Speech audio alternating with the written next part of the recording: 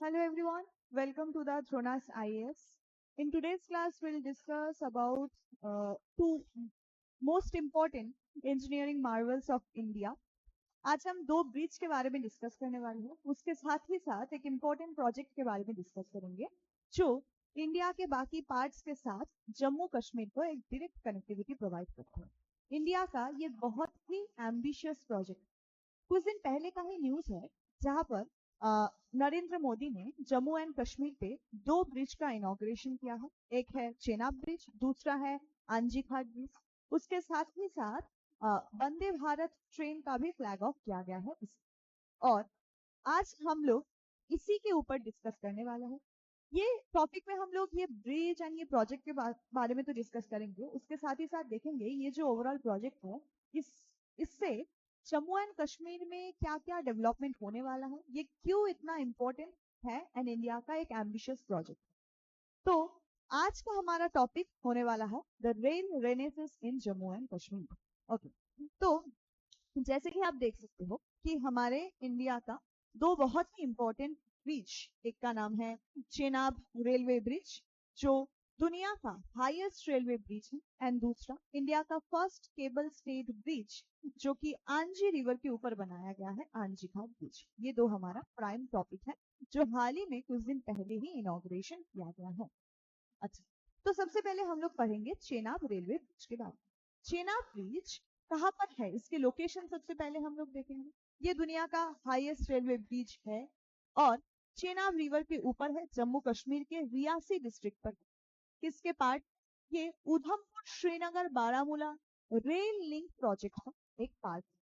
ये चेनाब रिवर के ऊपर बनाया गया है, चेनाब रिवर के डीप गॉर्जेस के ऊपर बनाया गया है जो कि बक्कल एंड काउरी विलेज को कनेक्ट करते हैं जम्मू एंड कश्मीर। अच्छा, अब हम देखेंगे इसके फीचर्स।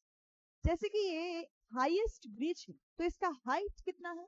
इसका हाइट है 359 मीटर और इसी के साथ ये आईफिल टावर से भी 35 मीटर ऊंचा है और इसी के साथ ये बन जाते हैं world's highest railway arch bridge in okay.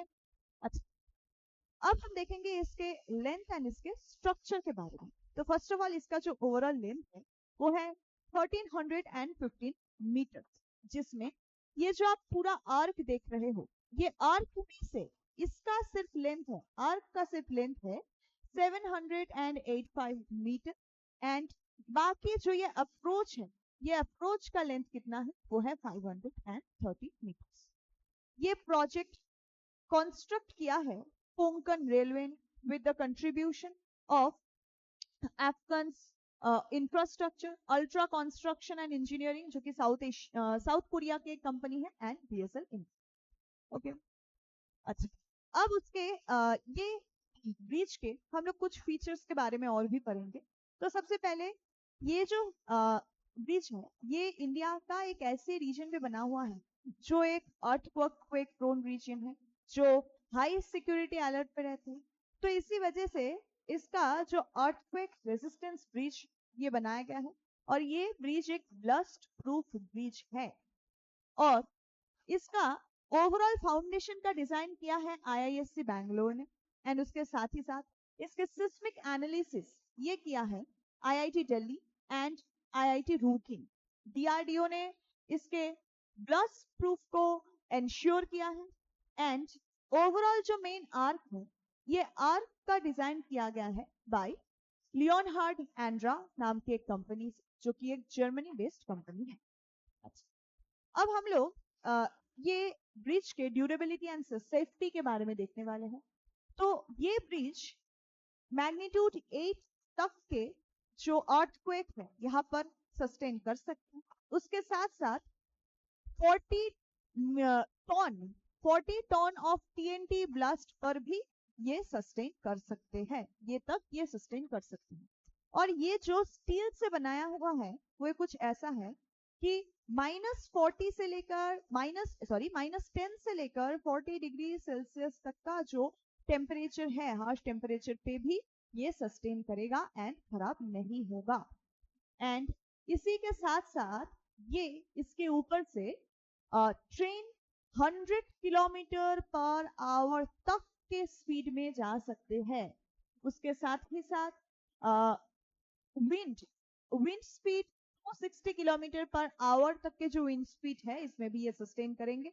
And ये ब्रिज का ओवरऑल जो लाइफ स्पैन है वो बोला गया है 120 ईयर्स, मतलब 120 ईयर्स तक ये सस्टेन करेंगे, खराब नहीं होगा।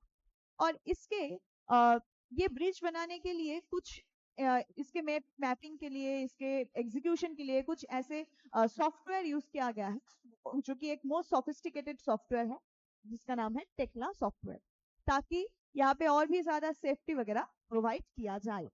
अच्छा, उसके साथ ही साथ ये जो ब्रिज है ये इंडिया के seismic zone 4 and seismic zone 5 के जो रीजन है, मतलब मोस्ट अर्थक्वेक प्रोन रीजन है, वहां पर बनाया गया है और इसको गोल्डन ब्रिज ऑफ इंडिया कहा गया है।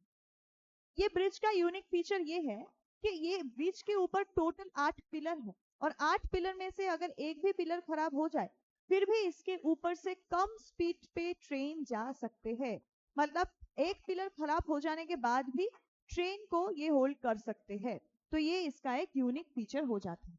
अच्छा, इसके आगे बढ़ने से पहले मैं आपको बताना चाहती हूँ कि द ध्रुनास आपके लिए शिलीगुड़ी में ही एंड नॉर्थ बंगाल में दिल्ली वाला यूपीएससी वाइब लेके आ रहे हैं और जिसमें द ध्रुनास पे आपको ये यूपीएससी के कोचिंग पे मिलेगा ऑप्शनल सब्जेक्ट्स के guidance, essay writing guidance, interview guidance, answer writing guidance, और ये सब कुछ आपको हेल्प करेंगे दिल्ली, कोलकाता एंड शिलीगुड़ी के एक्सपीरियंस्ड फैकल्टीज।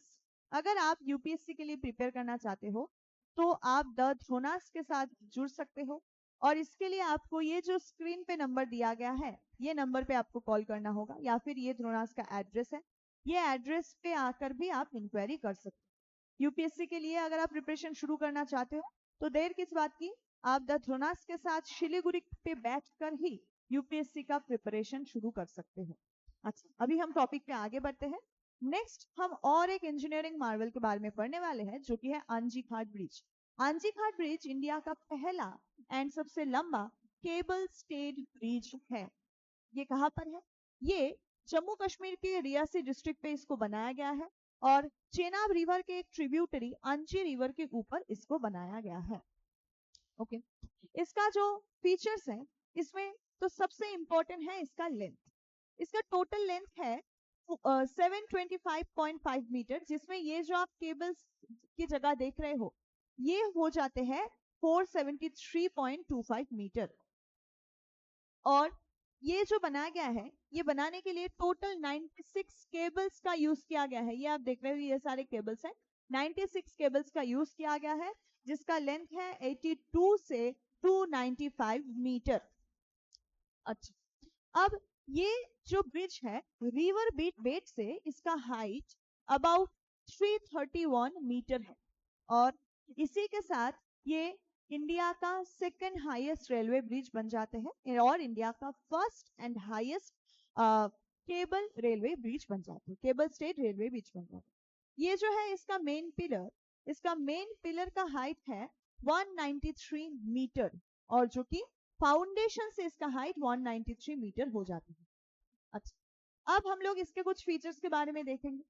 अच्छा, सबसे पहले ये जो ब्रिज है ये भी इसके ऊपर से भी train up to 100 kilometre per hour के स्पीड पे जा सकता है।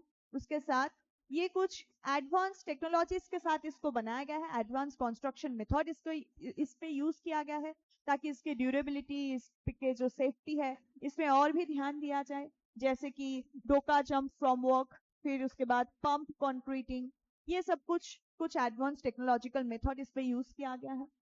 अच्छा, अब ये जो ब्रिज है ये भी एक wind speed 213 kilometre per hour के जो विंड स्पीड है यहाँ तक ये सस्टेन कर सकते हैं। एंड उसके साथ ये ब्रिज बनाया गया है इंडियन रेलवे के द्वारा। इंडियन रेलवे ने IIT Roorkee and IIT Delhi के साथ कोलैबोरेशन में ये ब्रिज को बनाया है। अच्छा, अब हम देखेंगे ये जो दो ब्रिज है दो ही एक इंडिया के बहुत ही इंपॉर्टेंट एंड एम्बिशियस प्रोजेक्ट का हिस्सा है जिसका नाम है Udhampur Srinagar Baramulla railway link project. ये जो प्रोजेक्ट है यहाँ पे उधमपुर से होते हुए काटरा, फिर उसके बाद बानीहाल, फिर काजीगंज, अनंतनाग, श्रीनगर एंड बारामूला तक के जो कनेक्शन है ये कनेक्टिविटी प्रोवाइड करते हैं। ये पूरा हो यहाँ से वंदे भारत ट्रेन चलने वाले हैं, अब चलना तो शुरू भी हो गया है। और ये ओवरऑल जो इसका लेंथ है, ये जो उधमपुर से लेकर बारामूला तक लेंथ है, ये 272 किलोमीटर है, जिसके ऊपर 36 टनल्स बनाया गया है, 943 ब्रिजेस बनाया गया है ये प्रोजेक्ट को बनाने के लिए। और ये चेनाब जो चेनाब ब्रिज है, चेनाब ब्रिज जम्मू के काटरा से लेकर बानीहाल तक को कनेक्ट करते हैं। ओके, अच्छा, अब इसके बाद ये जो ब्रिज, ये जो प्रोजेक्ट है, ये स्टार्ट तो हुआ था 1997 में, बट इसको एक नेशनल प्रोजेक्ट डिक्लेयर किया गया 2002 में। एंड इसका टोटल प्रोजेक्ट कॉस्ट रखा गया था 43,780 करोड़। एंड इसी के साथ 2025 में जाकर ये प्रोजेक्ट कंप्लीट। अब हम देखेंगे ये प्रोजेक्ट के कुछ इंपॉर्टेंट और भी स्ट्रक्चर। दो ब्रिज ऑलरेडी हमने पढ़ लिया, 943 ब्रिजेस में से। अब हम लोग कुछ टनल्स के बारे में पढ़ेंगे, जो टोटल हमने पढ़ा ना 36 टनल्स है, उसके बारे में हम लोग पढ़ेंगे। तो इसमें से 3 टनल हम पढ़ेंगे। सबसे पहला टनल है टनल T50। टनल T50 ये इंडिया का सबसे लंबा रेलवे टनल है, जो कि 12.77 किलोमीटर इसका लेंथ है। और ये जम्मू कश्मीर के खारी एंड सुम्बेर को कनेक्ट करते हैं। और ये किसके पार्ट है? ये project Udhampur Srinagar Baramulla rail link project का पार्ट। अच्छा, उसके बाद दूसरा सबसे लंबा रेलवे टनल जो कि है टनल T80। टनल T80 का लेंथ है 11.22 किलोमीटर एंड इसको पीर पांचाल टनल भी कहा जाता है।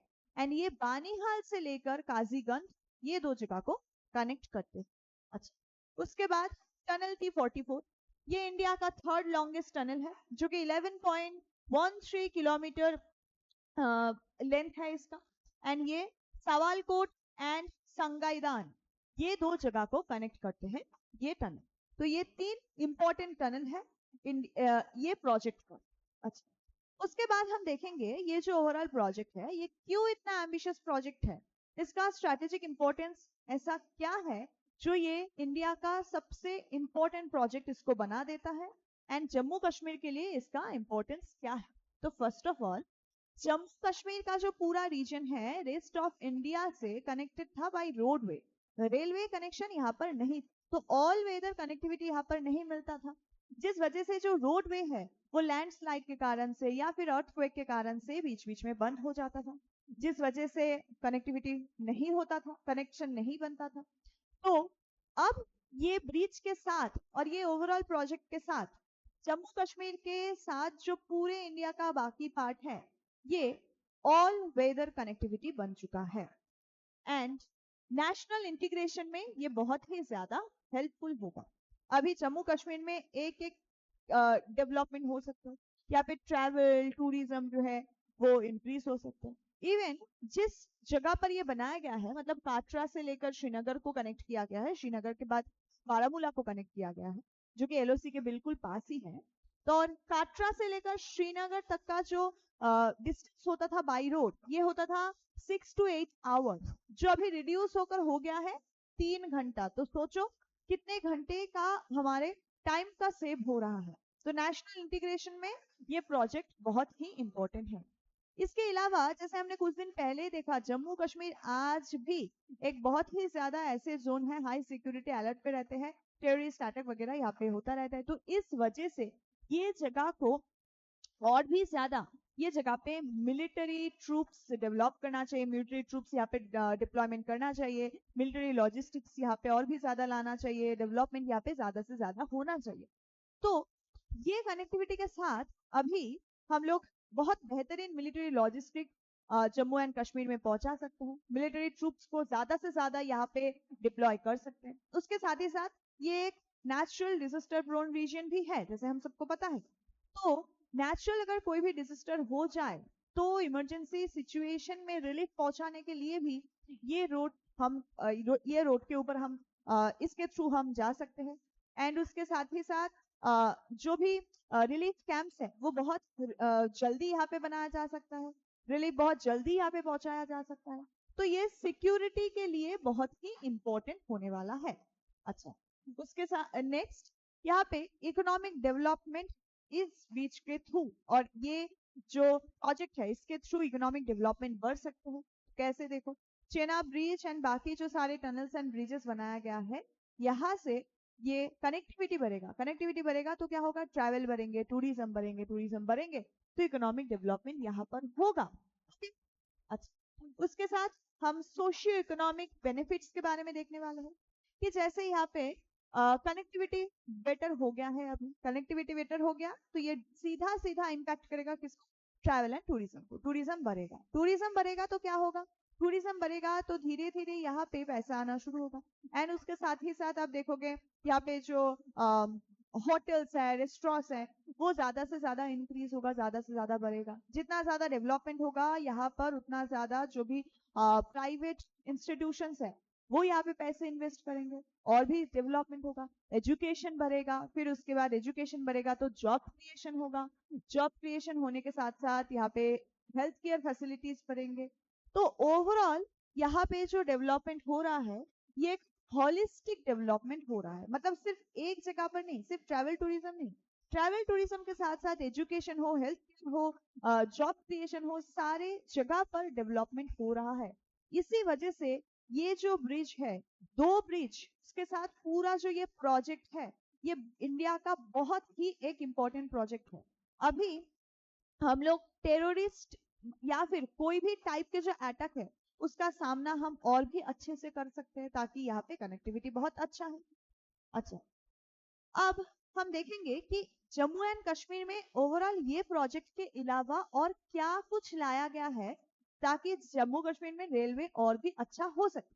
तो इसके लिए Jammu Kashmir division railway division अलग से बनाया गया है, जो कि जनवरी 2025 में इसका इनॉग्रेशन किया गया है। उसके बाद कंप्लीट रेलवे इलेक्ट्रिफिकेशन किया गया है जम्मू में। एंड यूनियन बजट 2025-2026 में जम्मू कश्मीर ने टोटल 844 करोड़ रुपीस का रेलवे एलोकेशन इस पे दिया गया है ताकि यहाँ पे कनेक्टिविटी और भी अच्छा हो सके। अब हम देखेंगे ये जो ओवरऑल ब्रिज है, ये जो पूरा प्रोजेक्ट है, ये बनाने के लिए क्या क्या चैलेंजेस का सामना करना पड़ा। तो इसमें ये जो जगह है ये एक अर्थक्वेक प्रोन रीजन है, तो इसके लिए एक अर्थक्वेक रेजिस्टेंस स्ट्रक्चर बनाना चाहिए। ये जगह पर स्लोप ज्यादा है, लैंडस्लाइड ज्यादा होता है, अनस्टेबल जियोलॉजी है, तो ये भी कुछ चैलेंजेस था हमारे लिए। उसके साथ साथ टेररिज्म एक तो बहुत ही बड़ा एक प्रॉब्लम है यहाँ का। Snowfall, low temperature, flash flood, ये सब भी इसका कुछ बड़ा बड़ा प्रॉब्लम है। इसके साथ यहाँ पर कुछ एडवांस टेक्नोलॉजी चाहिए था, एडवांस जियोटेक्निकल सर्विस चाहिए था, ब्लास्ट प्रूविंग के लिए कुछ टेस्ट वगैरह होना चाहिए था। तो ये सब कुछ बहुत ही अच्छी तरीके से किया गया है। सारे चैलेंजेस को ओवरकम करके अल्टीमेटली हमारे इंडिया के जो इंजीनियर्स हैं वो एक ये प्रोजेक्ट वो कंप्लीट कर दिया है। तो इसी के साथ हम ये टॉपिक को कंक्लूड कर सकते हैं कि ओवरऑल 11 साल में गवर्नमेंट ऑफ इंडिया ने जम्मू एंड कश्मीर के जो रेलवे है उसको एक रीशेप कर दिया है। इसके साथ जम्मू एंड कश्मीर के डेवलपमेंट और भी बढ़ेगा, चाहे वो और चेनाब ब्रिज हो या फिर अंजी घाट ब्रिज हो। इसके साथ हमने कुछ रिकॉर्ड भी सेट किया है, चाहे वो इंडिया में हो चाहे वो दुनिया में हो, हमने कुछ रिकॉर्ड्स वगैरह सेट किया है और ये हमारे ओवरऑल डेवलपमेंट के लिए बहुत ही इंपॉर्टेंट। इसी के साथ आज हमारा ये टॉपिक खत्म होता है, और अगर आपको ये वीडियो अच्छा लगा तो लाइक करना, शेयर करना एंड चैनल को सब्सक्राइब करना। Thank you everyone.